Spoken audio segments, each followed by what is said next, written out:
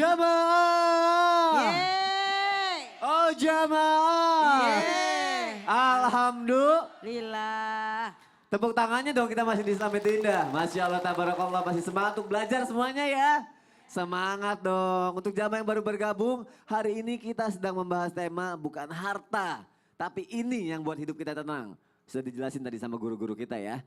Dan sekarang yang ada di rumah, jamaah yang ada di studio juga, kita mulai dengan tayangan lagi ya, pelajaran kita ya. Seorang ibu Palestina memberikan pesan menyentuh hati. Ini dia tayangannya, silahkan.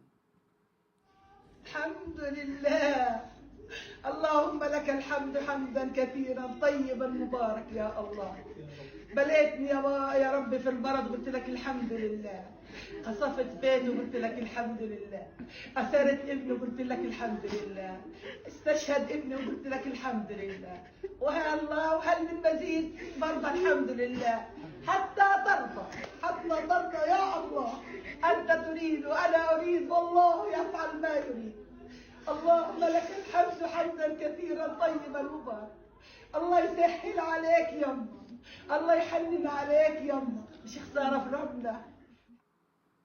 Apa yang Ustadz lihat dari tayangan tadi? Mayoritas kalimatnya hamdan kathiran, alhamdulillah, hamdan kathiran, tayyiba mubarakah. Semua isinya pujian kepada Allah Subhanahu wa taala.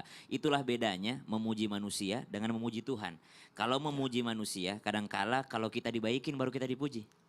Ya, tapi kalau kepada Allah, Anda dapat musibah, Anda dapat apapun, tetap Allah itu terpuji. Makanya kita sholat dimulai dengan kalimat alhamdulillahi rabbil alamin. Masya Allah. Tapi apakah benar dengan membaca Al-Quran membuat hidup kita jadi tenang? Baik. Balik semua rasa bersyukur kita itu semua. Baik. Tapi kalau nggak tahu maknanya gimana? Baik, bismillah. Silakan Ustadz. Baik, Kak Sony, Ustadz Maulana, Ustazah Lulung, serta guru-guru kami mulakan Allah Subhanahu wa taala. Al-Quran surah Al-Baqarah ayat 1 sampai dengan ayat 5. A'udzu billahi minasy syaithanir rajim. Bismillahirrahmanirrahim. Alif Lam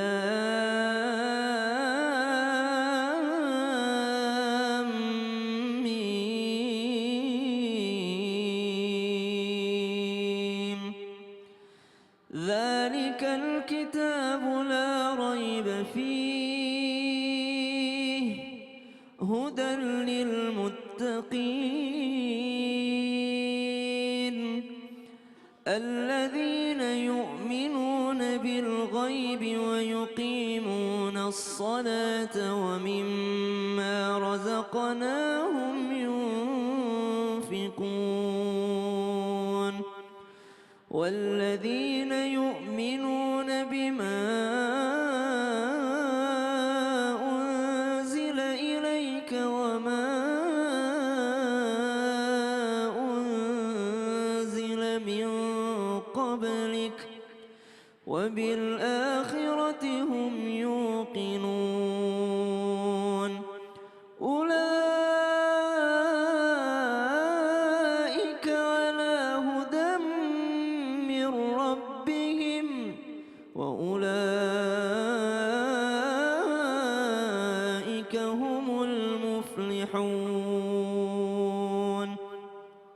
Al-Quran diawali dengan suratul Fatihah jika lo melihat susunannya. Kemudian ada suratul Baqarah dan suratul Baqarah langsung berbicara tentang Al-Quran. Alladzina yu'minuna bil ghaibi wa yuqimunas salata wa mimma razaqnahum yunfikun. Dzalikal kitab, inilah kitab Al-Quran yang membuat ketenangan, membuat kesembuhan bagi siapa? Yu'minuna bil ghaib. Mereka yang beriman kepada yang ghaib. Ibu, ada yang pernah lihat surga di sini? Enggak ada. Ada yang pernah lihat bentuk pahala? Enggak ada. Tapi kenapa Nabi SAW, orang yang hidup dengan Al-Quran dan para sahabat Nabi radhiyallahu anhum radhiyallahu ajma'in dan orang-orang soleh, mereka tenang aja hidupnya karena mereka yakin akan hari akhir. Biarlah di dunia ini saya bersakit-sakit dahulu. Kenapa ibu yang ada di Rafah tadi, di video tadi, mereka mengucapkan alhamdulillah, alhamdulillah, alhamdulillah, karena ini cuma dunia. Kami yakin setelah ini masih ada hidup selanjutnya yang kekal abadi, tiada lagi kesedihan di dalamnya. La khaufun alaihim wa lahum hum yahzanun. Tidak ada lagi keresahan, kekhawatiran, semua ada ketenangan dan kesenangan saja. Kenapa? Karena itu adanya bukan di dunia, adanya nanti di akhirat. Dan itu semua hanya bisa dirasakan oleh mereka yang percaya akan hari akhir, sesuatu yang gaib yang tidak kasat mata untuk saat ini. Itulah fungsi Al-Quran. Kenapa orang membaca Al-Quran itu bisa tenang? Karena dia meyakini kebenaran Al-Quran. Bolehkah kalau tidak tahu artinya? Tetap saja Al-Quran itu mukjizat dan mendapatkan pahala. Tapi yang jelas harus ada iman ketika membaca Al-Quran. Tapi jujur deh, Ustadz baca aja tadi hati lebih tenang loh Betul, sejujurnya. itulah kemukjizatan Al-Quran. Mendengarkan, membaca, melihat saja itu sudah membuat ketenangan. Tapi terlebih lagi kalau melihat, membaca, mendengarnya dengan iman yang sungguh-sungguh. Masya Allah, tabarakallah. Terima kasih Siap. Tasya. Tepuk tangan untuk guru-guru kita, tepuk tangan untuk kita semua. Kita semangat untuk belajar pagi hari ini. Masya Allah, tabarakallah. Yuk jam yang ada di rumah, yang ada di studio, kita masuk lagi yuk ke segmen Tanya Dong Ustadz. Kami semua tanya dong Ustaz. Masya Allah, tabarakallah. Boleh angkat tangannya lagi yang mau bertanya. Ibu duluan. Paling cepat ya, gerak cepat ya Ibu ya. Iya lagi katanya. Siapa namanya? Assalamualaikum warahmatullahi wabarakatuh. Waalaikumsalam warahmatullahi wabarakatuh. Perkenalkan, nama saya Etin dari Majelis Taklim Al-Ikhlas Daya Luhur Cilacap. Tepuk tangan dong untuk Ibu 18. Bukan itu 18, ini 18. Oh beda ya? Beda Ah, dong. ya udah deh Ibu Etin.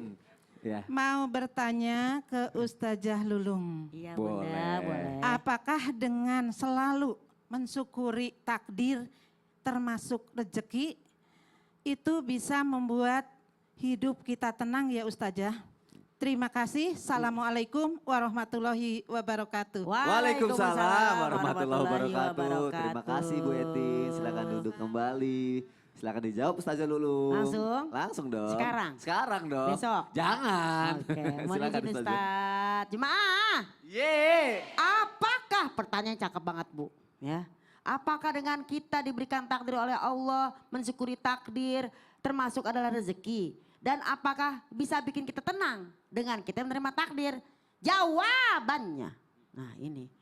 Kalau di dalam hadis dinyatakan gini dari Rasulullah SAW telah bersabda, Innallaha khalaqa kulla syai'in biqadarin. Sesungguhnya Allah telah menciptakan segala sesuatu dengan ukurannya. Tadi kita lihat tayangan, mungkin kalau model kita mungkin nangis doang. Tapi ibu tadi malah berdoa, bersyukur hamdan kasiron, dibilang terima kasih, terima kasih. Itulah orang beriman, dikasih yang namanya nikmat dia alhamdulillah, dikasih musibah juga dia bersyukur kepada Allah. Jadi kalau kita ngomongin segala sesuatu sesuai dengan ukurannya, maka ketika kita mendapatkan ukuran daripada rezeki kita, mungkin sehat, ya kan, mungkin pas-pasan atau apa, kita harus bersyukur. Contoh begini, mungkin bagi tetangga sebelah kita nih, yang namanya takdir rezekinya adalah sehari belanja 100.000. Ya nggak Bu? Bisa dia beli ayam dan sebagainya. Tapi tetangga sebelah lagi ternyata dia bersyukur dengan hanya belanja sehari 20.000. Dapat apa Ibu 20.000? Pemirsa, Ya. dapat tempe, dapat toge. Toge ditumis enak banget. Ini yang disebut dengan menerima takdir. Toge ditumis, tempe digoreng, pas. Nasi anget-anget, kenapa jadi lapar Ibu ya? Gitu ya. Jadi kalau kita ngomongin takdir, yang pertama qadar adalah ukuran. Kalau sesuai dengan ukuran kita, pasti kita akan bersyukur. Jadi kalau kita menerima takdir, kita tenang nggak? Tenang dong. Nggak akan kita bandingkan hidup kita dengan yang lain. Ya Allah, alhamdulillah bisa makan toge sama tempe misalnya. Tapi sebelah lagi, alhamdulillah bisa makan ayam. Sebelah lagi, alhamdulillah bisa makan steak. Jadi ya bersyukur itu, takdir itu ukurannya. Karena apa? Allah ciptakan sesuai dengan ukurannya. Kenapa Allah kasih ukuran? Sehingga buat kita tenang. Karena kita menerima ikhlas dan ridho. Barangkali ya kalau misalnya kita tidak dikasih sesuai ukuran, kita jadi sombong, jadi belagu.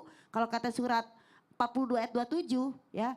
Walau basatallahu rizqa li ibadihi la baghaw fil ardi. Kalau semua orang di muka bumi ini pemirsa, sayang, hello jemaah. Yeah. Kalau semuanya tidak diukur, rezekinya Allah turunkan semuanya sama rata, la baghaw fil ardi. Ada orang yang itu apa namanya itu belagu di muka bumi. Apa kalau bahasa Sundanya belagu ya? Balagu. Begitulah pokoknya lah ya. Nah kan ibu-ibu kan adalah pengajian PKK kan. Pengajian kaditu kadieu. Kesana kemari gitu. Kesana kemari ya. Jadi kalau pertama dinyatakan tadi semua ukurannya udah Allah kasih. Kedua, ketika diberikan ukuran sesuai maka tidak ada yang muncul labagau fil ardi. Belagu di muka bumi. Maka yunazilu biqadarin, Allah turunkan sedangkan ukurannya. Jadi kalau kita misalnya punya rezeki pas-pasan. Terus anak yang ditinggalkan orang tua misalnya. Dia berpikir gini, oh ya Allah. Mungkin ketika saya nggak punya orang tua, Allah berikan saya toladan seperti Rasulullah. Rasulullah yatim piatu, maka dijaga oleh Allah Subhanahu wa taala. Itu Nabi pernah bertanya kepada Allah, "Ya Allah, kenapa sih nabi yang lain bisa menghidupkan orang mati? Nabi yang lain bisa menaklukkan angin. Kalau aku gimana?" Allah jawab, "Alam ajid kak yatim fa'awaitu kak, bukankah engkau ketika yatim aku jaga?" Jadi ketika anak tidak punya orang tua, bukan dia sendirian, tapi banyak orang tua lain yang menyayanginya. Benar nggak Bu? Di sini banyak kan yatim piatu nih. Saya anak yatim, semoga Allah berikan kita pahala menjadi anak yatim. Terus gimana kalau misalnya kita rumah tangga pas-pasan? Kan pas-pasan menurut kita. Mungkin tadi 20.000, mungkin ini 100.000, mungkin ada 10.000. Bisa masak juga Bu 10.000 Bu. Masak apa pemirsa? Pemirsa? Oncom ditepungin. Wah. Bisa. Jadi semua tuh kreatif Oncom ibu-ibu. ditepungin Jadi nggak katanya. ada yang namanya kita tuh tidak menerima takdir. Kenapa? Kita malah jadi tambah kreatif. Mudah-mudahan semua ibu-ibu, semua istri-istri yang bisa mengatur uang belanjanya nih misalnya nih. Amin. Bersyukur kepada Allah. 10.000 jadi oncom. 20.000 jadi toge. Dari 100.000 tadi jadi udah- opor ayam. Udah tahu belum pada makan ngomongin Oh, iya, makanan iya, mulu. iya. Apalagi tadi enak tuh toge dikumis tuh enak banget tuh. Tumis. Tumis. Ada 5.000. 5.000 bisa. Apa? Mie instan. Makanya bersyukur dengan apa yang kita punya. Jangan lihat kebahagiaan orang lain, nikmati kebahagiaan kita. Tepuk tangan dulu kita semua, Masya Allah, tabarakallah. Terima kasih Bu Eti sudah bertanya. Siapa lagi yang mau nanya ya? Apalagi ya? Bapak-bapak dulu deh, gantian ya. Bapak, izin Bapak. Silakan berdiri Pak. Assalamualaikum, namanya siapa? Assalamualaikum warahmatullahi wabarakatuh. Waalaikumsalam warahmatullahi wabarakatuh. Nama saya Wagino dari Majelis Taklim Al-Ikhlas Kecamatan Dayaluhur, Kabupaten Cilacap. Tepuk tangan dulu dong, tepuk tangan dulu. Masya Allah. Mau nanya apa? Mohon izin mau bertanya kepada Ustadz Maulana. Langsung disamperin loh. Apakah cukup Apakah cukup? Ayo kesini. mempunyai anak yang selalu yang sayang selalu sayang kepada orang tuanya, itu itu bisa bisa menjadikan menjadikan ketenangan hidupnya. Oke. Tapi Iya. bagaimana Heeh. di zaman modern ini Iya. cara supaya anak selalu senang atau menyenangkan orang tua? Mohon Jawabannya. jawabannya. Bapak. Terima kasih. Wassalamualaikum warahmatullahi wabarakatuh. Waalaikumsalam warahmatullahi Bapak wabarakatuh. punya anak berapa? Alhamdulillah 2. Wah. Coba lihat kamera. Sapa anak-anaknya. Anak-anak. Anak-anak, Ngomong sendiri. Masa ngikutin Ustaz Maulana? Sapa anak-anaknya coba.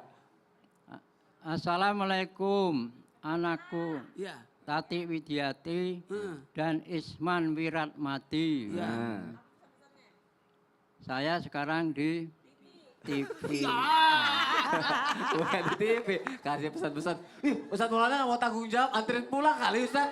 Diajak-ajak lah dianterin. Terima kasih ya Pak. Langsung aja Ustaz, silakan Ustaz. Dilanjutkan Ustaz. Izin guru-guru kita ada Ustaz Sam dan Bunda Lulu. Masya Allah, tabarakallah. Makasih banyak Pak. Kenapa saya antar Bapak sampai ke sini? Itu namanya menuntun. Tuh, 2, 3, Menuntun. Jadi kalau mau anaknya menyenangkan, tuntun anaknya. Jangan disuruh-suruh anaknya ke sana. Pergi ke sana, pergi mengaji, sholat. Nggak begitu caranya. Tuntun anak itu. Apa artinya menuntun? Kita memberikan keteladanan. Apa artinya menuntun? Kita bersamaan dengan dia. Apa artinya menuntun? Kita berada dalam posisi anak itu. Iya, saya kalau nyuruh anak saya sholat, saya dekatin dulu. Kayaknya sudah masuk waktu sholat nih. Iya Abah ya, iya. Ntar sedikit lagi Abah. Iya, cepat ya, saya tungguin. Itu caranya. Nah, buat orang tua ternyata ada sesuatu yang membuat kita tenang. Mau tahu? Mau tahu? Mau. Memiliki anak yang soleh. Amin, ya Anak Allah. yang soleh itu adalah anak yang menjadi permata hati, penyejuk hati. Tuh, dua, tiga. Permata hati, penyejuk hati. Semua di hati. Hati. Maka kepada orang tua dimanapun berada, jadikan anak kita adalah penyejuk mata hati kita. Permata hati kita. Bagaimana anak itu ditempatkan, bagaimana membuat kita jadi senang kalau anak itu menjadi anak yang soleh. Masya Allah. Tahu nggak anak soleh? Tahu. Pak, tahu nggak anak soleh? Tahu anak soleh nggak Pak? Tahu nggak anak soleh Pak? Tahu Pak, Apa itu? berbakti pada orang tua. Berbakti pada orang tua. Masya Allah. Anak soleh, anaknya Pak Soleh. Ya betul. Yuk Tahu nggak anak soleh? menuntun. Bukan. Apa? Anak soleh itu adalah anak yang berguna. Masya Allah, tepuk tangan dong untuk Ustadz Maulana dong. Anak soleh, anaknya Pak Soleh. Ya, iya bener. Ibu, izin Bu, silakan bertanya Ibu.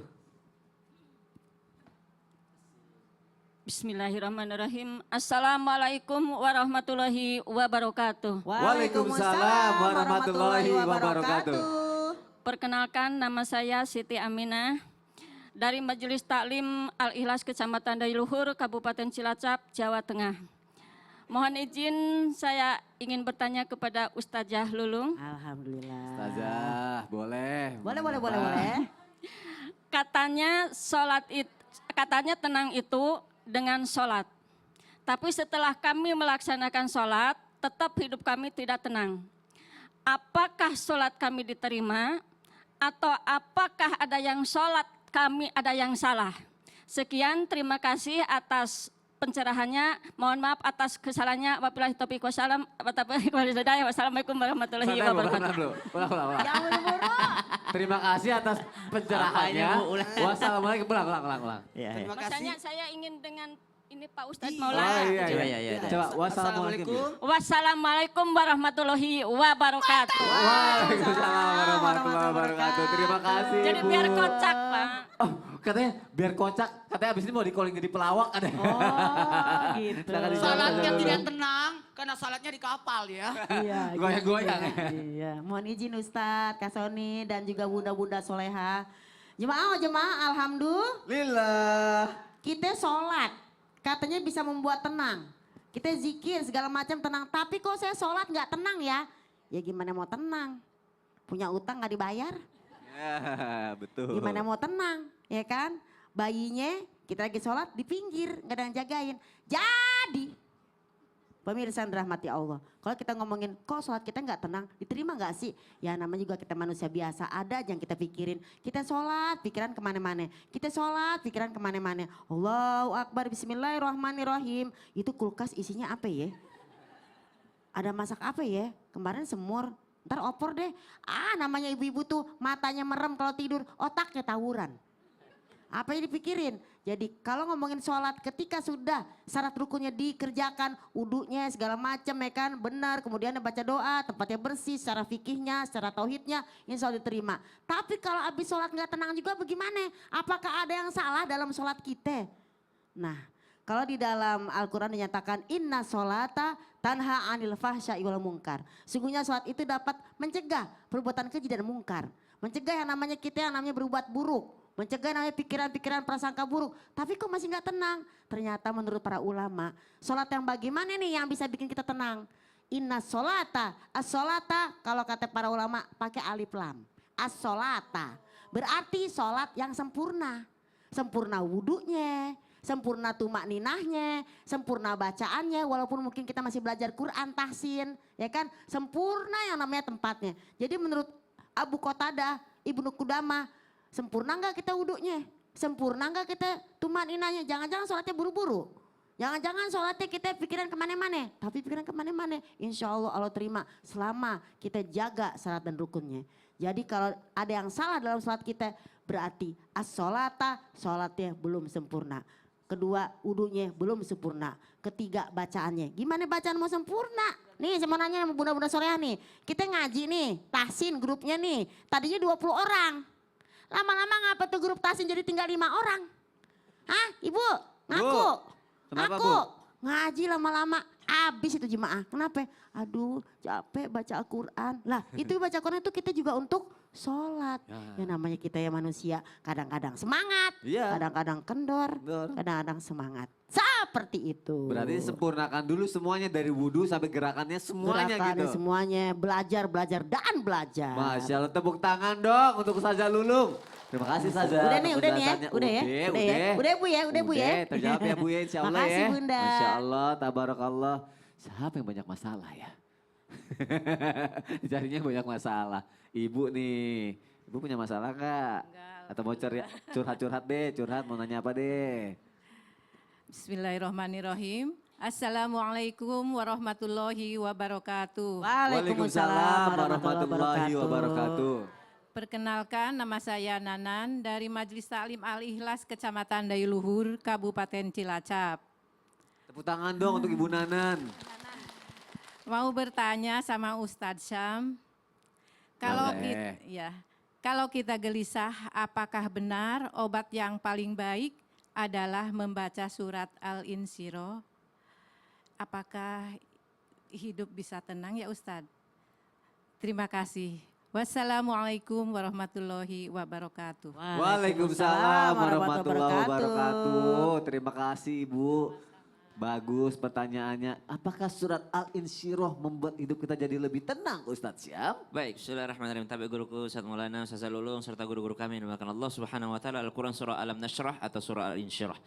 A'udzu billahi minasy syaithanir rajim. Bismillahirrahmanirrahim. ألم نشرح لك صدرك ووضعنا عنك وزرك الذي أنقض ظهرك ورفعنا لك ذكرك فإن مع العسر يسرا إن مع العسر يسرا فإذا فرغت فانصب وإلى ربك فارغب اللهم ارحمنا بالقرآن. Selain Al-Quran itu adalah huda, petunjuk, Al-Quran itu adalah pedoman, tapi Al-Quran itu juga adalah syifa'ul lima fis sudur, warahmah, dan dia juga adalah rahmat. Dia adalah kasih sayang dari Allah Subhanahu wa taala kepada hambanya. Dan juga dia adalah obat bagi hati, obat bagi dada ini. Alam nashrah laka sadrak. Benarkah membaca surah Alam Nashrah, benarkah membaca surah Al-Insyirah bisa membuat hidup seseorang menjadi tenang? Syaratnya tadi, bacanya pakai iman. Mau dibaca berapa kali juga kalau tidak pakai iman seperti orang-orang jahiliyah pada saat itu.